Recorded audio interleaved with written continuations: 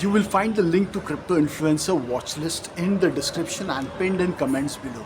What if a digital coin quietly reshaped global money, toppled traditional banks, and made some nations richer overnight while leaving others bankrupt? Most people miss the real macro effect of Bitcoin, and that ignorance is costly.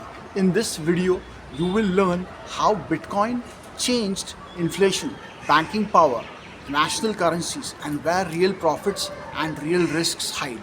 Stay with me until the end, and I'll show you the single chart that predicts when Bitcoin will actually reshape an economy. If you want clear, no fluff crypto breakdowns that protect you from rookie mistakes, subscribe now. We post deep dive explainers like this every week so you do not get blindsided. Before Bitcoin, money had three jobs. When one of those jobs changes, everything else shifts, including policy, prices, and power. Money moves value, stores value, and measures value. Central banks control that. Plumbing by printing money, setting interest rates, and acting as the lender of last resort. If the plumbing leaks, authorities either tighten pipes or flood the system with cash. Both choices create consequences. That control is power. When a new pipe called Bitcoin appears outside that system, it threatens to hold holds the wrench.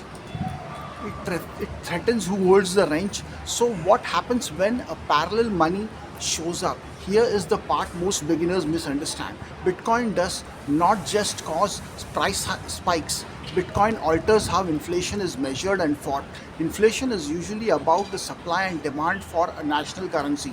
Central banks expand the supply of that currency. Bitcoin has a capped supply and behaves more like digital gold. Imagine a town with two currencies. One can print and one you cannot. If people prefer the capped currency, demand for the printed currency falls and prices in that currency rise faster. That can protect savers who hold Bitcoin, but it devastates anyone paid in the weakening currency. Pensions, wages, and fixed income suffer. Inflation is not the only thing at risk. Bitcoin also rewrites banking incentives. Banks survive on deposits. If deposits flee into Bitcoin, lending, interest rates, and growth all change. That is not hypothetical. It is already happening slowly in some places. Banks use deposits to make loans, and loans fuel businesses and home purchases. If depositors move funds into Bitcoin, banks have less to lend and credit tightens. Central banks might step in or they might lose control. In countries with unstable currency, people already stash value in hard assets. Bitcoin accelerates that flight because it is portable and global. A credit squeeze can mean fewer jobs and stalled projects. That pain often hits the same people who viewed Bitcoin as their escape. So, is Bitcoin helping or hurting growth? Surprisingly, it can do both, depending on where and how it is adopted. If Bitcoin becomes a savings tool for entrepreneurs, it can protect capital and encourage risk taking. If Bitcoin is used mainly to escape local currency, investment in local businesses can drop. Imagine two entrepreneurs, one keeps savings in local currency and one in Bitcoin. If inflation wrecks local prices, the Bitcoin holder can reinvest without losing value and may launch businesses abroad or invest online instead of locally. That dynamic can create winners, global entrepreneurs, and losers, local economies. Bitcoin can therefore widen inequality inside current countries. There is also a geopolitical angle most beginners miss. Some governments see Bitcoin as a threat to sovereignty, and others see it as a tool. Countries that rely on seigniorage, the profit from issuing money, can lose revenue if citizens move to Bitcoin. Sanctioned countries might use Bitcoins to bypass controls. Tax havens and fintech hubs may attract capital and talent. Small nations with weak currencies might adopt Bitcoin to stabilize, while authoritarian states may ban it to retain control. These moves change trade balances, diplomatic leverage, and who benefits from technological talent.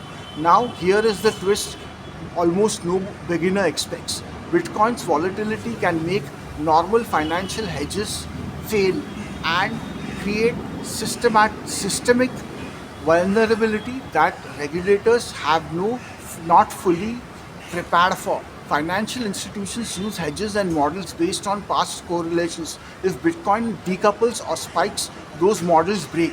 That can cascade into bad hedges, margin calls, asset liquidations, and market crashes.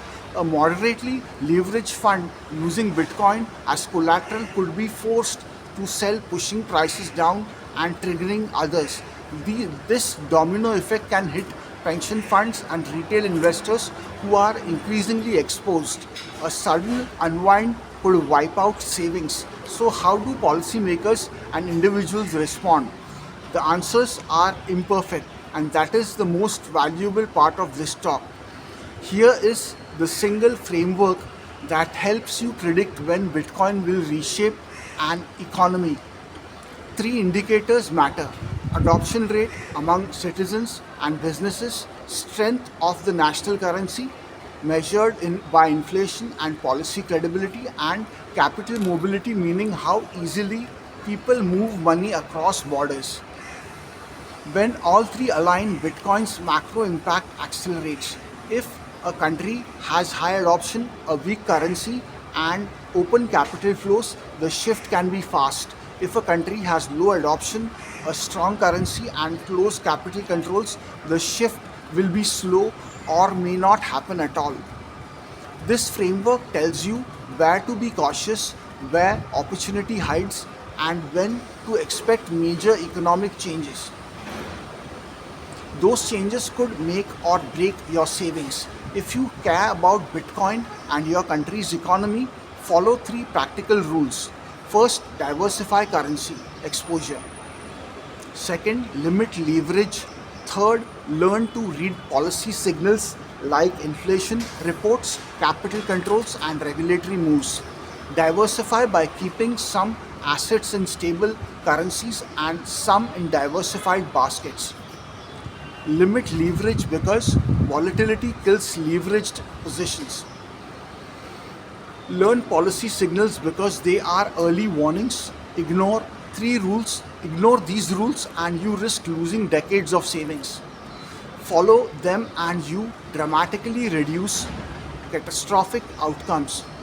Bitcoin is not just a speculative asset. It is a potential rewrite of monetary plumbing. In some places it protects wealth, in others it can hollow out economies. Understanding where and why it matters separates opportunists from the unprepared. If you want weekly explainers that make crypto simple and actionable, subscribe now and join our community. We break down big forces so you can act, not panic. Before you invest in any coin, watch the next video where we reveal advanced market concepts for beginners. The next video starts with market microstructure and why it matters more than hype.